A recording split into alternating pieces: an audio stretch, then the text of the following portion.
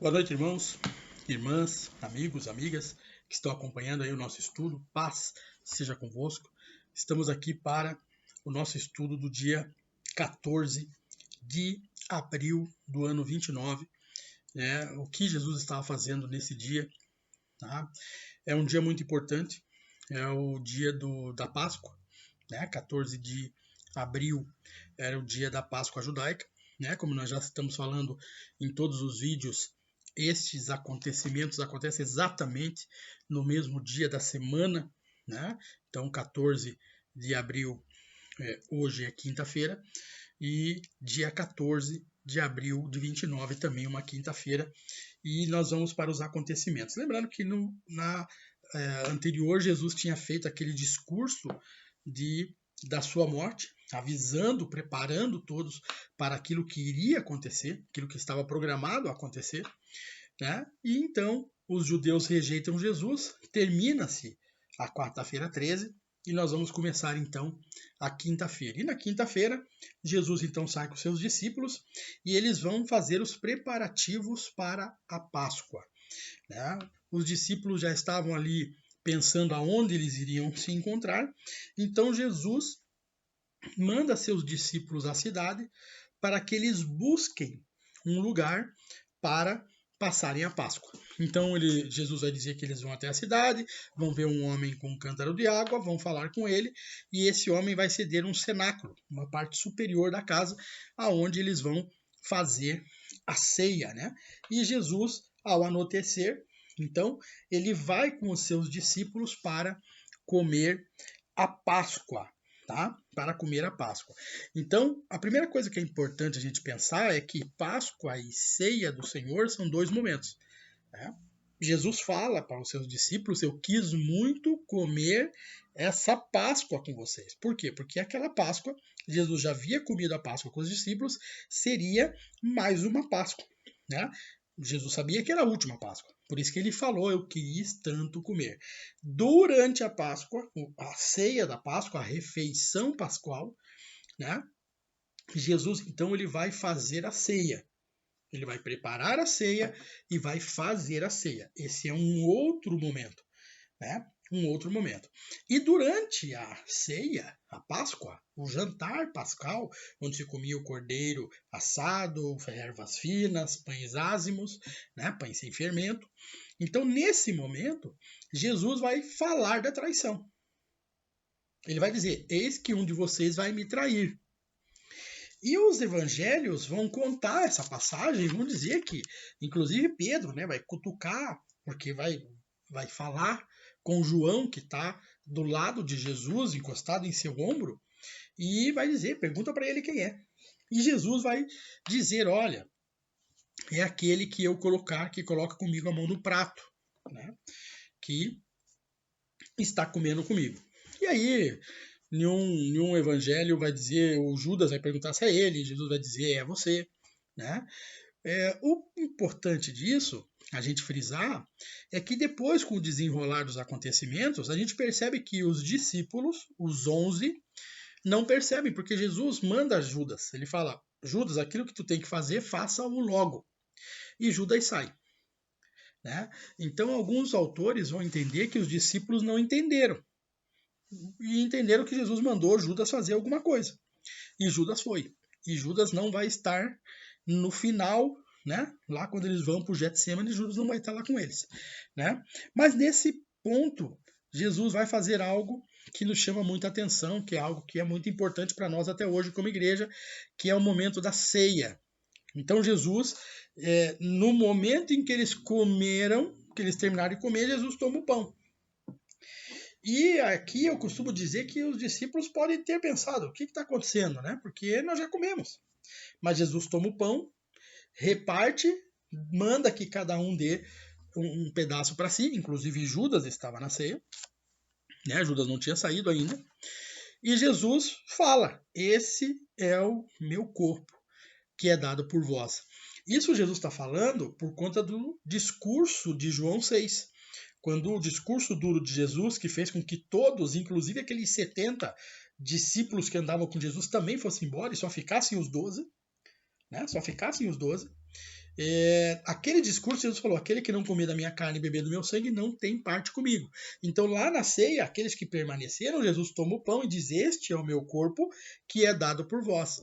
Fazer isso em memória de mim. E pega o cálice, também ao colocar o suco da vide, ele entrega aos seus discípulos, dizendo, este é o cálice do meu sangue, o sangue da nova e eterna aliança, que é derramado por vós e por todos os homens para o perdão dos pecados. Então Jesus explica o seu ministério.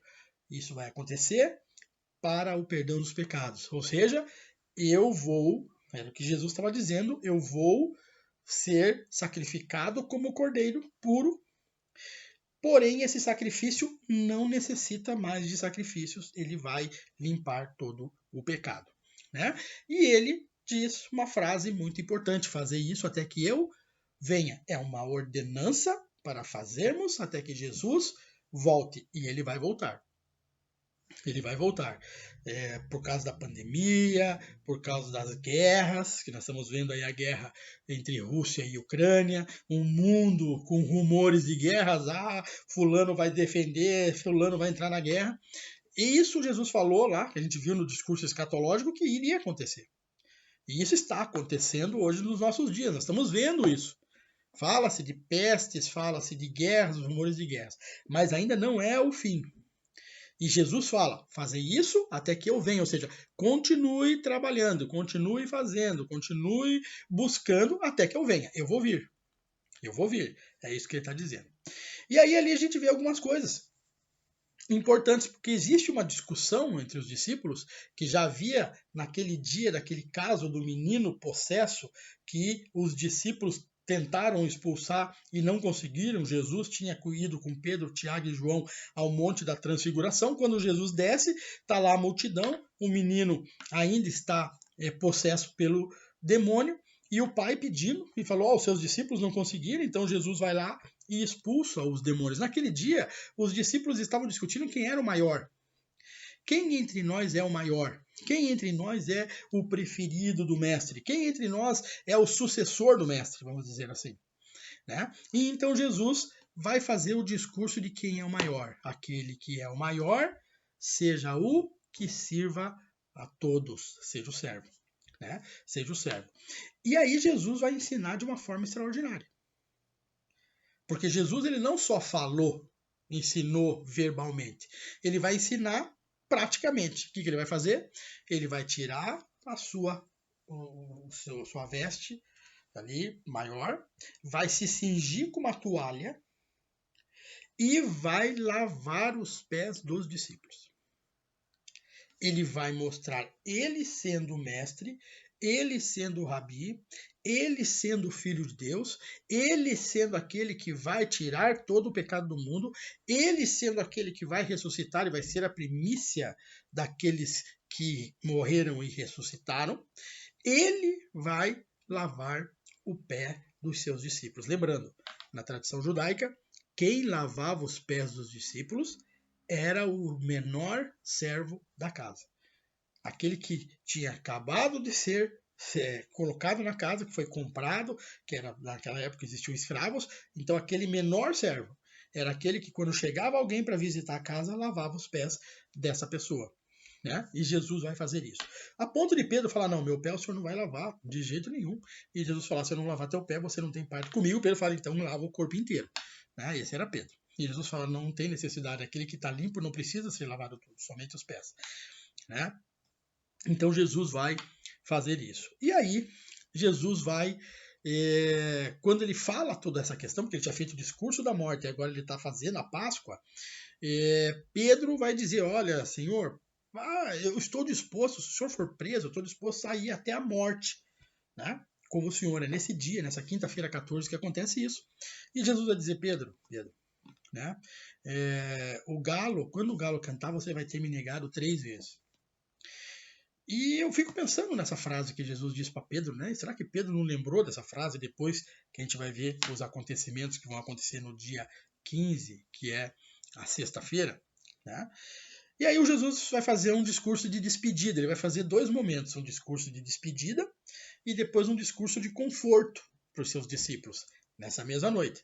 Então, no discurso de despedida, João 14, Jesus vai dizer: o caminho para o céu. Não se turbe o vosso coração. Creia em Deus, creia também em mim. Na casa de meus pais há muitas moradas. Se não fosse assim, eu não vos teria dito. Né? Eu vou para preparar lugar. Veja, ele está dizendo: eu vou morrer, mas eu vou lá preparar lugar para vocês. Para onde eu estiver, vocês estejam comigo. É isso que eu quero. Né? Essa era a questão do discurso de Jesus. Né? Tomé fala do caminho. É nesse momento que Tomé vai perguntar: mas Senhor, qual é o caminho? O Senhor está dizendo o caminho, mas qual é o caminho? Nós não sabemos o caminho. Jesus vai responder: eu sou o caminho, a verdade e a vida. Ninguém chega ao Pai senão por mim. Então estava encerrado todo aquele tratar dos judeus com relação ao templo. Você percebe isso? Tudo aquela questão do templo, né? O altar do holocausto, a pia para lavar, o menorá, a tábua dos pães, o altar de incenso, tudo isso, toda essa questão para chegar a Deus estava eliminada. Por quê? Porque agora você chegaria ao Pai por Jesus. Esse foi o discurso. E Felipe também vai dizer: tá, o senhor está falando de mostra-nos o Pai, nós queremos saber quem é Deus. Né? Lembra? Deus, ele sempre falou: ninguém pode ver o meu rosto, né? Se não morre. Então o Felipe vai dizer: mostra-nos o Pai. Mostra-nos o Pai. E Jesus vai dizer: quem vê a mim, vê ao Pai. Né? Jesus vai se revelar como Deus. Ele vai dizer: quem vê a mim, vê ao Pai. Eu sou o próprio Pai. Né? Aí Jesus faz também a promessa do Espírito Santo. Nesse dia, se eu for, eu deixarei o Consolador. Ele vai vir para consolar, para estar com vocês todos os dias. Né? Fala da videira e os ramos. Fala: olha, eu sou a videira, vocês são os ramos. Se vocês estiverem em mim, ligado a mim, e eu ligado a você, a minha essência passar para você, você vai dar muito fruto e teu fruto vai permanecer. Né? E vai dar a advertência sobre a perseguição. Vai dizer: olha, o mundo me odeia. Era o contexto daquele momento, os judeus. Né? Então, o mundo me odeia, o mundo também odiará vocês. Mas, lembre, eu venci o mundo. E Jesus aí vai confortar, né? Os discípulos, vai dizer: olha, quando eu for, o Consolador virá. Né? Esse Consolador, é o Espírito, vai guiar vocês a toda a verdade, aquilo que vocês precisam fazer. Né? Jesus diz que é algo bem importante, né, desse texto, é que ele fala: eu vou, daqui a pouco ele diz, né, diz que mais um pouco e não me verão, e depois de um pouco me verão de novo. Então Jesus falava da morte e ressurreição. Eu vou morrer, mas eu vou ficar por um pouco, depois eu volto. Né? E os discípulos não entenderam muito bem isso, apesar dos judeus terem entendido. Depois nós vamos ver na morte, quando eles pedem para guardar o túmulo de Jesus. Né? Jesus disse que falou a esses consolos para que eles tenham paz. Ele diz assim: ó, eu estou consolando vocês para que vocês fiquem em paz. O que vai acontecer vai ser muito duro para vocês, mas tenham paz. Tenham paz. E aí ele diz: no mundo vocês terão aflições. Todos terão aflições, mas não temas. Eu venci o mundo. Né? E aí Jesus faz a oração de despedida de João 17, uma oração maravilhosa, né? Dizendo que a vida eterna é Cristo. Ele roga aos pais pelos seus discípulos. Ele fala que foi Deus que os deu e que ele cuidou, que Deus continue cuidando. Jesus declara a sua natureza divina. Eu vim, daí estava na glória com o Senhor. Né? Pede proteção aos seus discípulos. Né? Fala do mundo: não peço-os que tire-os do mundo, mas livra eles do mal, que eles não caiam no mal. Né? E santifica-os na verdade, a tua palavra é a verdade, mostra para eles a palavra para que eles entendam a verdade. Né? E Jesus ora por mim e por você. Você que está aí do outro lado, você sabia que Jesus orou por você? Pegue uma Bíblia aí, João 17, não importa que Bíblia você tem, uma Bíblia sagrada. Pega o capítulo 17 do Evangelho de João e leia. Leia a oração que Jesus fez inteira e você vai ver que Jesus diz: eu não oro somente por esses 12 que estão aqui, não. Eu oro também por aqueles que vão ouvir e vão crer em mim pelo que vão ouvir. pelo que esses vão espalhar. Então oro por eles. E eu sou um desses. Eu, no ano de 2004, ouvi falar de Jesus e aceitei ele e estou aqui hoje. E assim pode ser com você ou com qualquer um. Né? A porta está aberta, a porta da graça está aberta. Vai fechar? Vai. Jesus um dia chama a sua igreja e fecha. Mas vai, né, estar aí. E por fim, Jesus vai terminar aquele momento. A Bíblia fala que eles cantam um hino, não diz qual foi o hino, não tem um trechinho do hino, tá? As pessoas imaginam, talvez, qual seja o hino, mas cantaram um hino, ou seja, fizeram um louvor, um momento de louvor, e foram para o Monte das Oliveiras. E aí, ali começa um processo de 4 vezes que o sangue de Jesus é derramado para a salvação do pecado, tá? Não é que o sacrifício de Jesus foram 4, não. O sacrifício é vicário e é único.